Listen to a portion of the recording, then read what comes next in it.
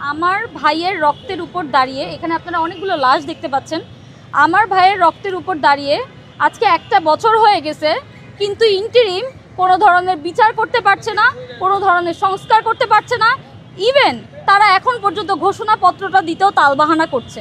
আমার প্রশ্ন হচ্ছে, এতগুলো লাশের উপর দাঁড়িয়ে ইন্টারিম আজকে বসে আছে, তারা এই শহীদ এবং আহত ভাইদের প্রতিনিধিত্ব করছে না, তো তারা কার প্রতিনিধিত্ব করছে? ইন্টারিম যদি এরকম তালবাহানা করে, তারা বারবার বলতেছে তারা সংস্কার করবে, তারা ঘোষণাপত্র দিবে, তারা এটা করবে, তারা সেটা করবে, কিন্তু তাদের আমি কোনো ধরনের পদক্ষেপ নিতে দেখছি না।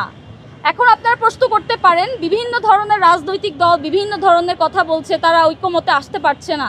ঠিক আছে, আসতে পারছে না, তাহলে এতগুলো যে লাশের উপর দাঁড়িয়ে আপনারা বসে আছেন, আপনারা দেখেন তারা কি প্রশ্ন করছে। তাদের লাশের উপর দাঁড়িয়ে তাদের এখনো কেন বিচার আপনারা করতে পারছেন না? তাদের এখনো কেন বিচার হয়নি? কেন এখনো পর্যন্ত ঘোষণাপত্র নিয়ে তালবাহানা করছে? কেন এখনো পর্যন্ত আমরা ঘোষণাপত্র হাতে পাইনি? আমার ভাইয়েরা, আমার শহীদ ভাইয়েরা তো দেশদ্রোহী হতে পারে না, তারা বীর, তাদের সেই মর্যাদাটা দিতে হবে, বীরের মর্যাদা। তো সেই অনুযায়ী আমি মনে করি যে আমার ভাইদের জন্য হলেও ঘোষণাপত্রটা দেওয়া উচিত, ইন্টারিমের তালবাহানা বন্ধ করা উচিত। আন্দোলনে যারা অংশগ্রহণ করেছিল এবং শহীদ হয়েছে, তারা একটা নীরব প্রশ্ন করছে যে তারা যদি হয়তো বেঁচে থাকতো, তারা এই ধরনের প্রশ্ন করত যে বিচার কোথায়, সংস্কার কোথায়, ঘোষণাপত্র কোথায়। আমি সেই জিনিসগুলোই আজকে তুলে ধরেছি।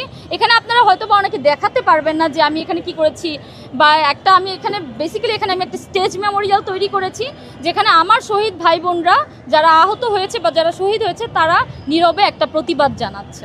ইন্টারিমকে আমি প্রশ্নবিদ্ধ করতে অবশ্যই বাধ্য, আমি প্রশ্নবিদ্ধ করতে পারি, কারণ ইন্টারিম এতগুলো শহীদের লাশের উপর দাঁড়িয়ে তারা বসে আছে, তারা কেন এখন পর্যন্ত আমার ভাইদের বিচার করেনি? কেন এখন পর্যন্ত তারা শহীদদের বিচার করেনি? আমার শহীদ ভাইদের বিচার করতে হবে, মানে হবে, সে থাকা অবস্থাতেই করতে হবে, সে চলে যাওয়ার পর না।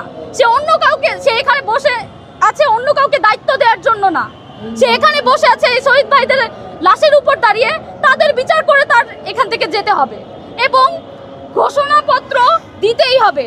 ঘোষণাপত্র নিয়ে কোনো ধরনের তালবাহানা চলবে না, কারণ আমি আমার শহীদ ভাইদের বীর পরিচয় দেখতে চাই। আমি আমার শহীদ ভাইদের এবং যারা জুলাই অভ্যুত্থানে অংশগ্রহণ করেছিল তাদের কোনো মতেই দেশদ্রোহী হিসেবে দেখতে চাই না।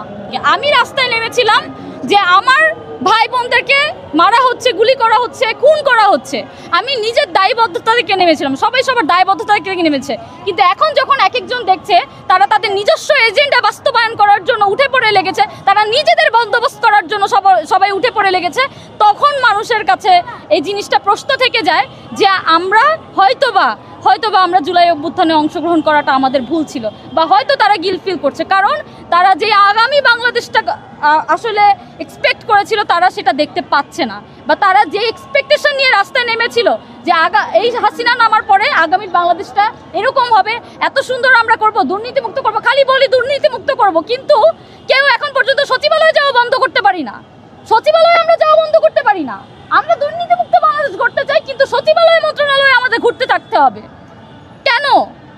সেই দায়বদ্ধতা থেকে হয়তোবা আজকে মানুষ গিল্ট ফিল করতেছে যে আমার হয়তোবা যাওয়া উচিত হয় নাই।